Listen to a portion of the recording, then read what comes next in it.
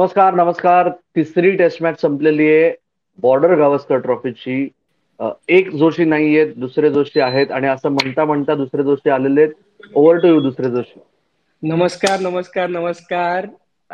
Taste संपलेली आहे आणि आपल्याला एक सरप्राईज पण मिळालेला आहे. तर या सगळ्यावरती गप्पा मारायला आज आलेले आहेत आपल्या बरोबर द हिंदूचे अमोल कराडकर आणि ऑस्ट्रेलियातनं आलेले आहेत गौरव जोशी. तुमच्या दोघांचंही स्वागत आहे. मित्रांनो, एवढंच सांगतो, गेल्या 10-15 दिवसामध्ये आपण ज्या ज्या काही गोष्टी रिलीज केलेल्या आहेत त्याला तुफान प्रतिसाद मिळालेला आहे. मग तो आपलं आधीच्या टेस्टचा रिव्ह्यू किंवा प्रिव्ह्यू असू दे, किंवा विनोद कांबळीचा एपिसोड असू दे, किंवा आपले गेस्ट एपिसोड असू दे, प्रतिसाद तुफान येतोय, कमेंट तुफान येत आहेत. त्या चालू ठेवा. युट्यूबला आपला जॉईनचा ऑप्शन आहे, तो नक्की काय आहे ते बघा. लाईक, शेअर, सबस्क्राईब करून अधिकाधिक फिरवा. आणि आज आपल्यावरती भोलानाथनी कृपा केलेली आहे तर या टेस्ट मॅच मध्ये. तर अमोल, गौरव, काय म्हणाल या टेस्ट मॅच वरती? का आधी सुरुवात अश्विन पासून? अश्विन अश्विन.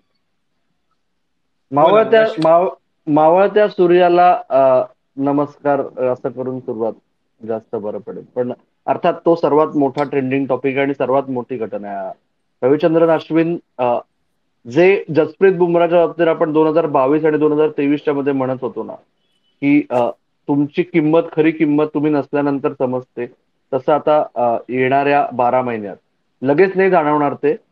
कदाचित थोडंसं सिडनीत जाणवेल, इंग्लंडमध्ये विशेष जाणवणार नाही, पण पुढचा जो होम सीझन आहे तेव्हा कळेल की रविचंद्रन अश्विन नक्की काय होता. ओके. आणि रविचंद्रन अश्विन टायमिंग बद्दल आपण नंतर बोलू. पण रविचंद्रन अश्विननी निवृत्ती जाहीर करणं, हे आत्ता अजूनही आपल्याला पण नक्की समजत नाहीये. फार पटकन झालंय बऱ्याच अंशी ऑफिशियल झाल्यापासून. आज पहाटेपासून ते झालं होतं. एका ब्रॉडकास्टरने हळूच एका पत्रकाराच्या कानात सांगितलं व्हॉट्सअप मेसेजवर. त्याच्यामुळे ते ट्विटरवर सुरुवात झाली होती आज पहाटेपासून. पण अश्विनची निवृत्ती हे बऱ्याच अंशी माझ्या दृष्टीने असं आहे की एखादी गोष्ट होणार होणार होणार किंवा कधी होणार कधी होणार कधी होणार या फेज मध्ये आपण असताना ती अचानक झाली. आणि निवृत्ती म्हणजे आता मागचे दोर कापले गेलेत. एक सीएसकेच्या दृष्टीने चांगलं आहे की त्यांची निवृत्त खेळाडूंची परंपरा चालू राहिली आहे.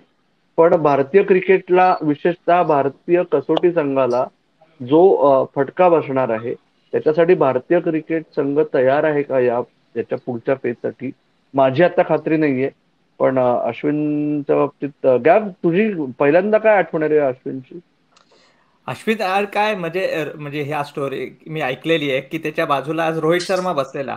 म्हणजे कसं त्याचं करिअर गेलंय. मला वाटतं ऑल इंडिया अंडर 17ला काहीतरी मला वाटतं अश्विनचं बोट मोडलेलं ना ॲज अ बॅट्समन, आणि त्याच्यामुळे रोहित शर्मा त्या स्क्वॉडमध्ये आलेला. आणि कसं आता 20 वर्षानंतर रोहित शर्मा त्याच्या बाजूला बसलाय ॲज अ ओपनिंग बॅट्समन, आणि Ravi Ashwin retires as it possibly India's greatest match winner. ह्याच्यावर पण आपण एकदा बोललेलो, तुम्ही लोक बोलले होतात. पण खरंच त्याच्या सर्वात माझी एक मागच्या टूरची आठवण आहे की मी आणि भरत बसले असताना आमचे व्हिडिओज रवी अश्विन बघत होता ट्विटरवर. तेव्हा त्यांनी भरतला फोन केला आणि सांग मला स्टीव्ह स्मिथच्या क्लिप्स दाखवा, कारण तेव्हा कोविडमुळे कॅमेरामॅन अलाउड नव्हते, ब्रॉडकास्टर्स नेटच्या आजोबात.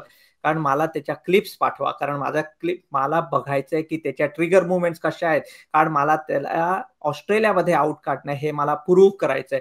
असा हा अभ्यासू किडा. यांनी सगळे ते क्लिप्स बघितल्यानंतर त्यांनी कसं स्टीव्ह स्मिथला आउट केलं, लाबुशेनला आउट केलं एमसीजी टेस्ट मॅचला, हे एक मात्र खरंच कमाल आहे. अश्विनची एक इतका अभ्यासू किडा अमोल मी नाही बघितला. आणि लोक फिटनेस बद्दल बोलत नाहीत अमोल. अजून एक आठवण मला एक म्हणजे इंडियनच्या टीम मॅनेजमेंट सपोर्ट स्टाफने सांगितलेली, इंग्लंड टूर 2018च्या वेळी त्याला कळलं की त्याची ऍक्शन साठी त्याला म्हणजे ओव्हर स्पिन करायला, ओव्हरसीज कंडिशनला सक्सीड करायला थोडंसं कुठल्या फिजिकल एलिमेंटवर जास्त काम कर, म्हणून त्यांनी वेगळा ट्रेनिंग प्रोग्राम बनवलेला. आणि काही लोकांना आठवलं त्यांनी ते 2 विकेट ॲलिस्टर कुकचे काढलेले बर्मिंगहॅमला. म्हणजे असा नुसता अभ्यासू किडा ऑन द म्हणजे क्रिकेट मैदानात म्हणजे विथ बॅट अँड बॉल पण नाही, पण कसं फिटनेसमुळे माझी ऍक्शन चांगली होईल म्हणजे मी विकेट काढेन. या दोन माझ्या पर्सनल आठवणी आहेत की ज्या म्हणजे की हा केवढा मोठा विचार करायचा. अश्विनच्या बाबतीत तू जो फिटनेसचा मुद्दा उभा केलास ना आता, मला परत एकदा आठवण करून द्यायची की आर अश्विन आणि चेतेश्वर पुजारा, ओके, आणि काही अंशी रोहित शर्मा, हे ते शेवटचे आहेत की जे अजूनही आपल्याला आठवण करून देतात भारतीय क्रिकेटमध्ये की क्रिकेट हा मूळतः स्किल बेस्ड खेळ आहे. तुम्ही ऍथलीट असला तर बोनस आहे, ओके, पण तुम्ही ऍथलीट असणं हे तुमचं मूळ स्किल असेल, आणि जर तुमच्याकडे क्रिकेटिंग स्किल्स कमी असतील तर तुमचं करिअर एवढा वेळ टिकत नाही. आणि अश्विन हे त्याचं मेन उदाहरण आहे. त्यांनी गेल्या 3 वर्षातही तो भारताच्या तिन्ही फॉर्मॅट्समध्ये आला. वर्ल्ड कप्सला अश्विन शिवाय पर्याय नाही असं जेव्हा भारतीय संघ व्यवस्थापनाला वाटू शकतं, विराट कोहली कर्णधार असताना देखील आला, फक्त रोहित शर्मा असताना नाही आला, ओके. त्याच्यामुळे 2021चा T20 वर्ल्ड कप, 2022चा T20 वर्ल्ड कप, 2023चा ODI वर्ल्ड कप आणि टेस्ट मॅचेस मध्ये आपल्याला माहिती आहे अश्विनचं महत्व. त्याच्यामुळे अश्विन हे खूप मोठं उदाहरण आहे की क्रिकेटमध्ये जर तुम्हाला डोकं असेल आणि महत्वाचं डोक्यात जे आहे ते हातातनं काढता येत असेल, हातात बॅट असू दे नाहीतर बॉल असू दे, आणि त्याच्याकरता शरीराची जी बेसिक काळजी घ्यावी लागते ती जर तुम्हाला घेता आली तर तुम्ही महान होता. आणि अश्विनच्या रेकॉर्डच्या बाबतीत म्हणजे आज मोहनदास मेननने छोटंसं स्टॅट जे टाकलेलं आहे ना, ते किती बोलकं आहे अरे का, की 500 पेक्षा जास्त विकेट्स घेतलेले 9 गोलंदाज आहेत टेस्ट क्रिकेटच्या इतिहासात. त्यातले सर्वात चांगला स्ट्राईक रेट आर अश्विनचा आहे, म्हणजे सर्वात कमी चेंडून पर विकेट, ओके. हा जो मुद्दा आहे त्याच्यामुळे अश्विनला हवा तेवढा ड्यू दिला जात नाही. जेम्स अँडरसनला अख्खं इंग्लंड डोक्यावर घेतं, ओके. जॉश हेझलवूडला ऑस्ट्रेलिया डोक्यात घेतं त्या लीगमध्ये नसतानाही नंबरच्या बाबतीत. पण भारतीय क्रिकेट आर अश्विनला हवा तेवढा ड्यू देत नाही. ते आशा करूया आपण आत्तापासून पुढे तरी सुरुवात होईल. नक्की. आणि तू म्हणालच तसं की अजून एक कुठेतरी ते लोक आहेत ते म्हणतात की अरे इंडियात विकेट काढल्या, बाहेर काय केलं. बाहेर तुम्ही बघायला गेला 2018ची पहिली टेस्ट मॅचचं उदाहरण, 50 ओव्हर टाकलेलं अमोल त्यांनी, 50 ओव्हर, आणि ती मॅच इंडियाने मला वाटतं 25 का 30 रनने जिंकलेली ॲडिलेडमध्ये. MCGची 36ला ऑल आउट झाल्यानंतर अजिंक्य राणेने त्याला 8व्या का 9व्या ओव्हरला बॉल घेतल्यानंतर त्यांनी ते स्टीव्ह स्मिथ, मॅथ्यू वेड आणि मला लाबुशेनला आउट केल्यानंतर मानस लाबुशेनला लेग स्लिप आणि शॉर्ट लेग 5 इंच इकडे नको तिकडे, ह्याच्यावर त्यांनी अजिंक्य राणेबरोबर डिस्कशन केलेलं आहे आणि त्यामुळे बरोबर ते तिथे आउट झाले. त्या 3 विकेटनी ती सिरीज फिरली असं मी सांगतो. त्यामुळे असं म्हणता येत नाही की फक्त त्यांनी इंडियात कमाल केलेली आहे.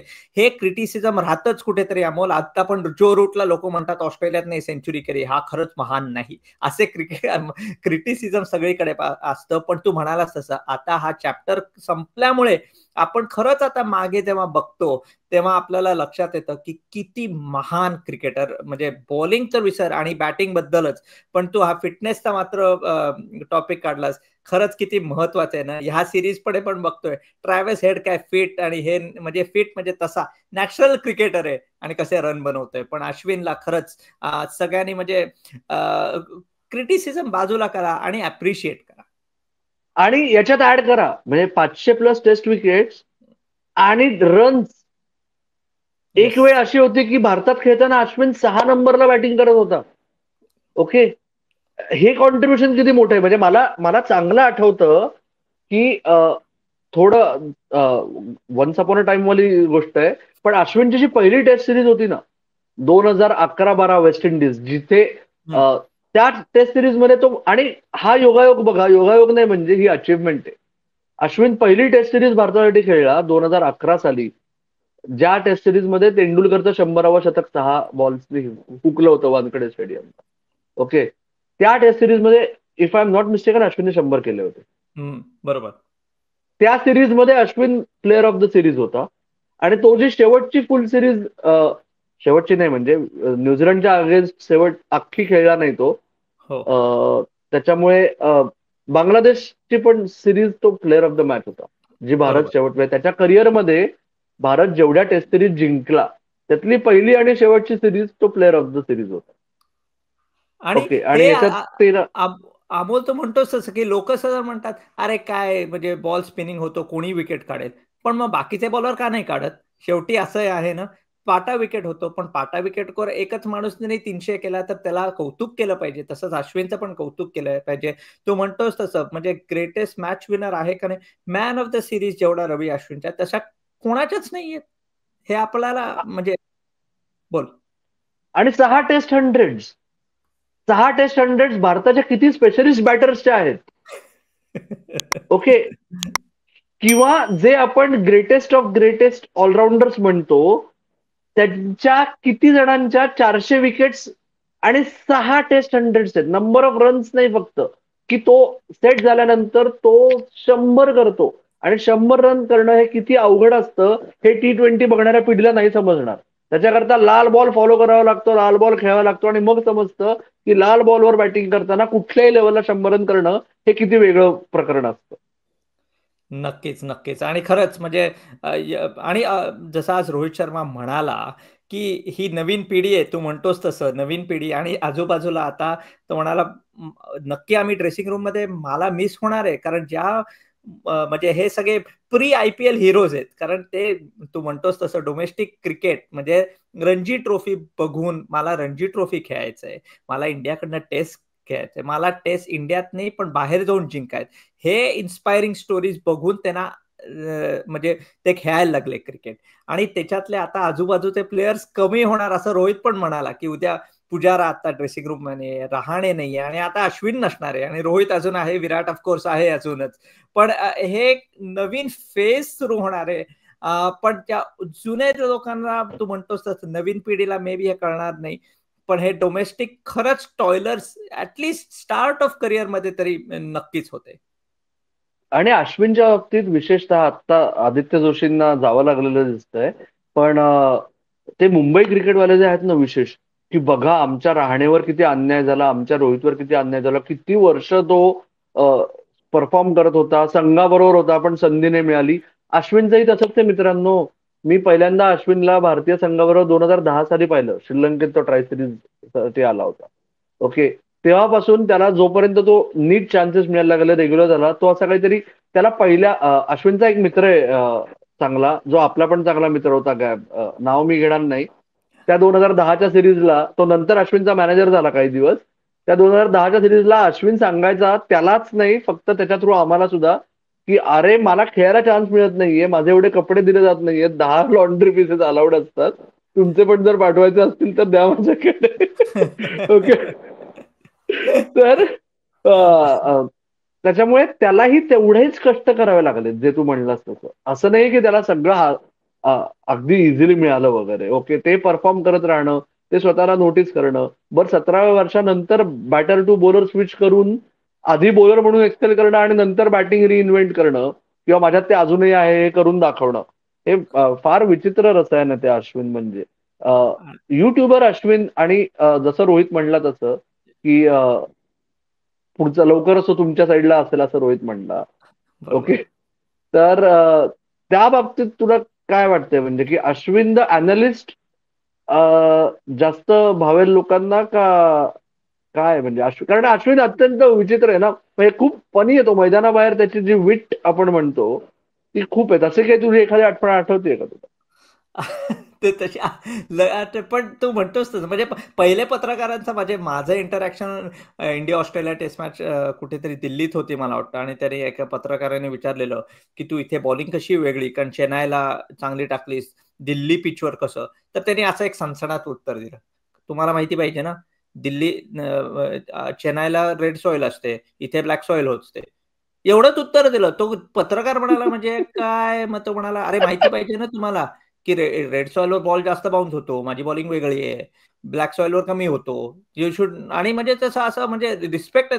पण थोडं थोडं आता तो म्हणायला लागला, त्याला पण जाणवं लागलं स्वतःचे युट्यूब चॅनल करून, म्हणजे त्याला पण कळलं की लोकांना किती इंटरेस्ट आहे आणि तो किडा किती आहे रे. पण युट्यूब चॅनलवर म्हणजे व्हाईट बॉल आणि रेड बॉल मध्ये कसा फरक, तर जो माणसाने रेड बॉल चक्क कापला, आतलं कॉर्कचं वजन किती आहे, त्याच्याकडे वेईंग्स केले, असं करणार आणि मग लोकांना एक्सप्लेन करायला लागला. म्हणजे थोडस म्हणजे तो पहिला प्रश्न होता की त्याला कळलं की अरे बाबा हे जे प्रश्न विचारणार आहेत त्यांना सगळ्यांना माहिती नसतं आणि तुम्ही उत्तर उलट दिली. मला एक आठवतंय की पत्रकारांत कोणीतरी असंच विचारलं होतं त्याला, तर तो म्हणाला नाही नाही इथे असं नसतं.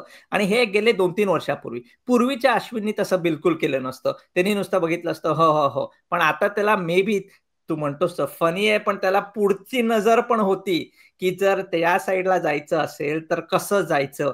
आणि थोडक्यात काय रे, हे महान प्लेयर आहेत, त्यांना सगळी माहिती असते, आपल्याला कशा नोकऱ्या राहणार आहेत. प्रश्नच नाही. आणि आता मला 2 महत्वाचे मुद्दे आणायचे आहेत पुढे. एक म्हणजे निवृत्तीचं टायमिंग आणि या निवृत्तीमुळे मालिकेवर होणारा परिणाम. तुला काय वाटतं का की 5 सामन्यांच्या मालिकेत तिसऱ्या सामन्यानंतर जर एखादा महारथी निवृत्ती जाहीर करतोय आणि असं वाटतंय की तडकाफडकी निवृत्ती जाहीर केली, ओके, सिरीज संपली नाहीये, रादर सिरीज अत्यंत इंटरेस्टिंग मोडवर आहे. रादर भारताला थोडासा ऍडव्हान्टेज आहे, आता भारताचा वर्चस्व आहे सिरीजमध्ये. अशी परिस्थिती असताना याच्यामुळे फोकस जाईल का, किंवा या निर्णयाकडे तू कसा बघतोस? एक मी म्हणजे परत एक 4-5 वर्षापूर्वी जेव्हा ऑस्ट्रेलिया इथे आलेली, इंडिया इथे आलेली, त्याचं सांगतो. कारण तेव्हा म्हणजे अंडर कोहली, शास्त्री, नंतर रहाणे आला, पण त्या रेजिम मध्ये एक होतं की रवींद्र जडेजाच खेळणार आणि तुमचा शार्दूल ठाकूर असू दे असा कोणतरी, म्हणजे त्याला चान्सच नव्हता. तेव्हा जेव्हा अश्विनला कळलं की थोडक्यात मी नाहीये, तर मला एका त्या टीम मॅनेजमेंटने सांगितलं की जेव्हा अश्विन असा म्हणजे त्याच्याकडे दुर्लक्ष होतं ना, त्याच्याकडे कोणतरी असं प्रेम हात वर ठेवत नाही, जेव्हा त्यावेळी 4 वर्षापूर्वी तो ऑलरेडी ग्रेट होता, तेव्हा थोडा अश्विन डिसइंटरेस्टेड होतो. आज जे मी ऐकलं तो किस्सा, म्हणजे मला माहिती आहे कानावर पडलेला, आज जे मी रोहित शर्माने ऐकलं की प्रेस कॉन्फरन्समध्ये तो म्हणाला की पर्थमध्ये मी आल्यानंतर मी जेव्हा सांगितलं की असं असं आहे आणि आम्ही कुठला स्पिनर खेळवणार कुठल्या कंडिशन मध्ये, आणि जेव्हा मी तो रिले केला तेव्हा पर्थमध्ये येऊन, म्हणजे तर तेव्हा अश्विन म्हणला बर बर मग म्हणजे माझा रोल काय, ह्याच्याबद्दल त्याला असं वाटायला लागलं की माझा या रोलमध्ये टीम मध्ये रोल आहे का नाही. तेव्हा रोहित म्हणाला नाही, पिंक बॉल मध्ये नक्की आहे. कारण रोहित म्हणाला I had to convince him to play pink ball. म्हणजे कदाचित ह्याच्याबद्दल तू पण बोल की पर्थ मध्येच त्याला पहिल्यांदा असं जाणवलं का की असं जर प्लॅनिंग असेल तर मला बाजूला ठेवतायत. आणि जसं मी किस्सा, जेव्हा अश्विनला बाहेर दुर्लक्ष केलेलं आवडत नाही आणि तसं त्याला कदाचित फील झालं की आता मी नाही तर मला बाजूला, मग मी कशाला इथे. पण काय वाटतं, म्हणजे तू जास्त ओळखतोस, आणि ह्या कम्युनिकेशन मध्ये काय चूक झाली आहे का इंडियन टीमची. कारण तिसऱ्या टेस्ट मॅचला कसा परत चाललाय, म्हणजे इव्हन आज ऑस्ट्रेलियन पत्रकारांनी स्पेसिफिकली विचारलं की अश्विन असणार आहे का, तर रोहित शर्मा म्हणाला नाही, तो म्हणजे मॅच संपल्यानंतर उद्या घरी जाणार आहे, he will be not on tour. पण ह्या कम्युनिकेशन मध्ये कुठेतरी काय, म्हणजे तू जरा एक्सप्लेन कर ना. 2 मुद्दे. ओके, अश्विनच्या दृष्टीने जर त्याला पर्थ पासून तो विचार करत होता, ओके, आणि त्याला रोहितने थांबवलं, आणि मग आपल्याला माहितीये की त्याचं कुटुंब योगायोगाने त्याची शेवटची टेस्ट मॅच बघायला. सॉरी, मला तू जस्ट पुढे जायच्या आधी तुला वाटतं की अश्विनच्या मनात रिटायरमेंट होती बिफोर कमिंग टू ऑस्ट्रेलिया? आत्ता नक्की असं वाटतंय. कारण जर पहिला सामना संपल्यानंतर रोहितच्या म्हणण्याप्रमाणे तो पोचल्यानंतर त्यांची चर्चा झाली आणि मग त्यांनी आणि अश्विननी बसून या विषयावर बोलले, म्हणजे अश्विनच्या डोक्यात नक्की होतं, राईट. तो मुद्दा माझा तोच आहे की सगळं जग बोलत होतं चेन्नईत फेअरवेल होणं हे किती आयडियल होतं, राईट. त्याच्यानंतर न्यूझीलंड टेस्ट सिरीज झाली. त्याच्यानंतर माझा मुद्दा आहे ऑस्ट्रेलिया सिरीजच्या जो संघ जाहीर झाला ना, तसा तडकाफडकी दुसऱ्या टेस्ट मॅच नंतरच झाला ना. आता दुसरी टेस्ट मॅच संपायच्या आदल्या दिवशी झाला, राईट. तेव्हा म्हणजे आता आपण आता मागे वळून बघताना म्हणतोय, ज्याला साध्या मराठीत हाइंडसाइट म्हणतात, तर त्याच्यात क्लिअर होतंय की हे लॅक ऑफ कम्युनिकेशन आहे, मिसकम्युनिकेशन होतं आणि त्याचा फटका भारतीय संघाला आत्ता बसू शकतो, येणाऱ्या काही काळात बसू शकतो. कारण साधी गोष्ट आहे, रोहित शर्मा म्हणा, गौतम गंभीर म्हणा आणि अजित आगरकर तिघांनी मिळून किंवा तिघांपैकी कोणीतरी पुढाकार घेऊन आपल्याला हे बघायलाच हवं होतं, अश्विनला बसून अश्विनशी बोलायलाच हवं होतं की तुझ्या डोक्यात काय आहे का, आणि मग ठरवायला हवं होतं संघ हितासाठी काय, राईट ना. कारण हे बरोबर वाटत नाही सिरीजच्या मध्ये. आज जसं मी म्हणलं, आज मेन फोकस काय हवा होता, आता आपण बोलतोय ते, प्रेस कॉन्फरन्स मध्ये झालं ते, बाकी मेन स्ट्रीम मीडिया जे काय बोलतोय ते, की ज्या सिरीजची आयटिनरी अशी प्लॅन केली आहे, आज सिरीज संपायला हवी होती ऑस्ट्रेलियासाठी, ती सिरीज भारताने जिवंत ठेवली आहे. त्याच्याऐवजी आज आपण आर अश्विन बद्दल जास्त बोलतोय. हे बरोबर नाही. जरी पुढचे 7 दिवस आहेत मेलबर्नच्या आधी, तरी त्याच्यामुळे सिरीजवरचा फोकस थोडासा शिफ्ट होतो. पण तू म्हणतोयस तसं, कारण रोहित शर्मा इथे म्हणाला होता की रोहित शर्मा कधी येणार आहे टूरवर, तेव्हा बुमराह म्हणाला होता का गंभीर म्हणाला होता की आमचं रोहित बरोबर भरपूर डिस्कशन झालेलं आहे की ही मॅच सिरीज कशी खेळायची आहे. त्या डिस्कशनमध्ये ऑफकोर्स अश्विन नसेल, त्याच्यात सिनियर प्लेयर्स असतील, कोच असतील. त्या डिस्कशनमध्ये तुला वाटतं का की त्यांनी अश्विन नाही तर म्हणजे जर गंभीर बोलला असेल की असं आहे, मला जसं वॉशिंग्टन सुंदरला फेस इन करायचंय अश्विनला, तर तो मेसेज अश्विनला जर म्हणजे पोचायच्या आधी दिला असता तर फरक पडला असता का? तर अश्विन इंडियात म्हणजे ऑस्ट्रेलियात आला असता का? ते करणं गरजेचं होतं ना त्यावेळेला, राईट. कारण सी काही लोक म्हणू शकतील की अश्विनला नको का समजायला, त्यांनी नको का होतं बोलायला. हा निर्णय अवघड नसतो थांबायचा का, मी थांबू का नको, हे जेव्हा डोक्यात चालू असतं तेव्हा तो नज किंवा तो पुश आणि टीमची विजन. ओके, आज अश्विनलाही माहितीये, आज हा प्रश्न नाहीये की भारताचा पुढचा ऑफ स्पिनर कोण. भारताचा पुढचा ऑफ स्पिनर वॉशिंग्टन सुंदर आहे, हे आता सगळ्यांना कळून चुकलंय. मुद्दा असा आहे की तो आर अश्विन एवढा लॉंग टर्म मध्ये इफेक्टिव्ह ठरेल का नाही हे येणारा काळ ठरवेल. पण अश्विनला माहितीये, त्याच्यामुळेही तो जास्त खुलून विचार करत शकत असेल की मी नक्की थांबू शकतो आता. कारण काय तो काय फक्त स्वतःचा विचार नाही करत, हे खेळाडू जे एवढे महान खेळाडू असतात ते या स्टेजला. पण त्याच्यामुळे तो त्याला निर्णय घेण्यासाठी मदत करण्यासाठी आणि संघाचा प्लॅन काय हे याच्याकरता तर संघ व्यवस्थापन आहे, याच्याकरता तर सिलेक्टर्स आहेत, राईट. ते जर त्यांनी केलं नाही, जसं संदीप पाटलांनी फोन उचलून सचिन तेंडुलकरला कॉल केला आणि विचारलं तुझा प्लॅन काय आहे, आम्हाला माहितीये, आम्हाला पाहिजे, तू किती वेळ असणार आहेस, तुझ्या डोक्यात काय आहे, त्याप्रमाणे आम्हाला पुढचा प्लॅन करायचा आहे. तेव्हा तो म्हणला की ओके, मी या वेस्ट इंडिज मालिकेनंतर थांबतो. राईट. मग ही गोष्ट आज गंभीर, आगरकर, रोहित तिघांनी मिळून किंवा तिघांपैकी कोणीतरी करणं अपेक्षित होतं, जे झालेलं नाही हे आज आपल्याला स्पष्ट दिसतं.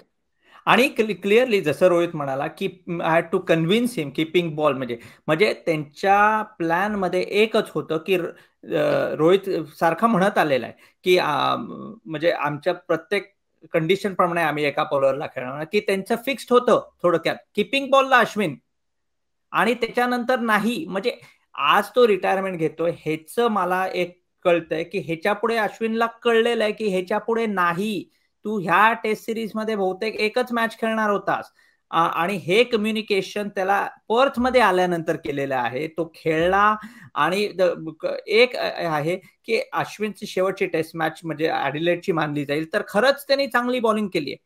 खरंच इंडिया हरली होती, पण अजून तो एफेक्टिव्ह आहे. म्हणजे इथे पण कधी कधी वाटलं आज की बॉल स्पिन होताना ब्रिस्बेन मध्ये की अश्विन अजूनही खेळू शकतो, आणि दॅट इज म्हणजे त्याची एक ती लेगसी आहे की अजून ऍट हिज पीक तो इंडियाकडनं अजून खेळू शकतो. त्याचा फॉर्म नसल्यामुळे तो गेला नाहीये, हे महान आहे. पण इथे मिडल ऑफ द सिरीज जाणं म्हणजे पटत नाहीये, कारण कसं तू म्हणजे याची म्हणजे रिजेक्ट केलेला वाटतो, आणि इतका महान प्लेअरला रिजेक्शन करून त्याला हाकललेलं वाटतं रे अमोल. थोडस ओव्हर स्टेटमेंट होईल असं मला वाटतं, पण गडबड नक्की झालीये. ओके, आणि गडबड नक्की झालीये. तू जा असं सांगायची वेळ नाही आलेली. आणि बरोबर. ती वेळ आणायची नव्हती का, म्हणून हा. त्याला निर्णय घ्यायला इनडिरेक्टली भाग पाडला का? ती जर वेळ म्हणजे तुझं काम होत आलंय हे जर तिकडे सांगितलं असतं, जे मी परत म्हणतोय हे आधी व्हायला पाहिजे होतं. पण तेव्हा मालिका चालू होती, मालिका हरत होते, कोणाला काही समजत नव्हतं. घरी एक मॅच हरणं अवघड असतं. इथे तर तुम्ही म्हणजे हरण्यासाठीच उतरताय मैदानावर असं वाटत होतं न्यूझीलंडच्या विरुद्ध. त्याच्यामुळे ते सगळं झालं. पण या सगळ्यामुळे अश्विनचं क्रिकेटर म्हणून त्याची जी लेगसी आहे ती किंचितही कमी होत नाही. पण गॅब आय एम शुअर आता आपण खूप वेळ बोलतोय. Yes. आपण बॉक्सिंग डेच्या आधी अजून एक एपिसोड करूच. पण क्विकली जो महत्वाचा मुद्दा आहे की 3 सामने झालेत, परत आठवड्याभराचा ब्रेक आहे. मालिका 1-1 बरोबरीत आहे. ब्रिस्बेनमध्ये फॉलो ऑन वाचवून आणि त्याच्यामुळे उरला सुरला जो काय डाऊट होता, सामना ड्रॉ होऊ शकेल का ऑस्ट्रेलिया जिंकेल, हे दोनच रिझल्ट पॉसिबल होते. त्याच्यात भारत आत्ता किती शांतपणे झोपू शकेल? तू या म्हणजे आता म्हणाला होताच एक 10 मिनिटापूर्वी की ही इतकं परफेक्ट स्क्रिप्ट होतं की इथेच खरं सिरीज संपायला हवी होती, पण ऑस्ट्रेलिया पर्थमध्ये हारली.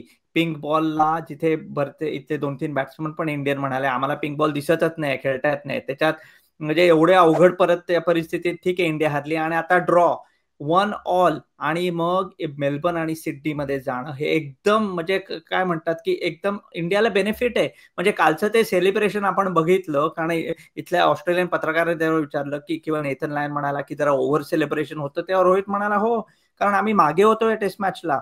आणि 1-1 ह्या सिरीजमध्ये एक मला नक्की सांगायचं आहे की पुढल्या मॅचच्या आधी आपण बोलू, पण रवींद्र जडेजा हा बॅट्समन टॉप 5 बॅट्समन आहे आणि हे मानलं पाहिजे.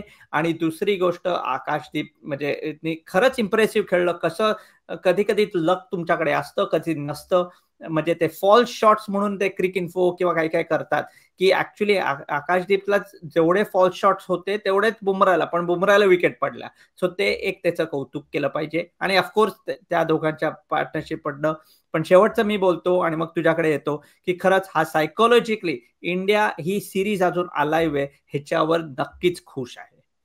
येस. आणि त्याच्याकरता तू जो मुद्दा मांडलास रवींद्र जडेजाचा, जे आपण पहिल्या टेस्ट मॅच पासून म्हणत होतो की जर तुम्हाला तुमचे टॉप 6 गडबड आहे, नांगी टाकतायत, हा कॉन्फिडन्स आधीपासून आहे. कारण का ते काही अचानक नाही झालेलं, ना पर्थमध्ये ना ॲडिलेडमध्ये. ते न्यूझीलंड पासून दिसतंय आपल्याला. तर तुम्हाला या लाईनअपमध्ये रवींद्र जाडेजाशिवाय पर्याय नाही. ओके. आणि त्याच्यामुळे रवींद्र जडेजा बद्दलचा प्रश्न आता धुळीस मिळालेला आहे. आपण भारताच्या कॉम्बिनेशन बद्दल चर्चा पुढच्या वेळेस करू. पण काहीही डाऊट नाहीये माझ्याही मनात.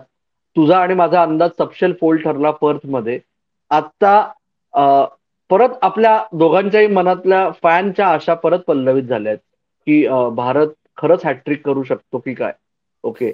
आणि आत्ता ती परिस्थिती आहे की भारत हॅट्रिक करू शकेल.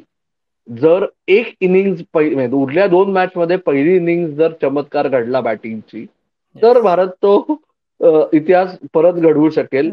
पण तो घडवण्यासाठी आपण वाट बघू. आपण सगळेजण सुट्टी मोडमध्ये चाललेत. पण परत एकदा थँक्यू अश्विन म्हणून आपण आत्ता थांबूया गॅप. आपण पुन्हा एकदा गप्पा मारायला मजा झाली. जरूर आपले व्ह्युअर्स नक्की अमोल काय काय तू ह्याच्याबद्दल बरंच लिहिणार आहे 2-3 दिवस. सगळ्यांना वाटतं अरे अश्विनचं डिस्कशन, पत्रकार लोक अमोल सारखे भरपूर बिझी होतात. नक्की त्याचे लेख ऐका, ह्याच्यावर काय काय मागे काय घडलंय हे तर नक्की सांगेल आपल्याला. पण हो म्हणजे आता 1-1 पहिल्यांदा असं होणार आहे अमोल, सिडनीकर खुश आहेत कारण खूप वर्षानंतर सिडनीची जेव्हा शेवटची मॅच असते ती अलाइव्ह आहे.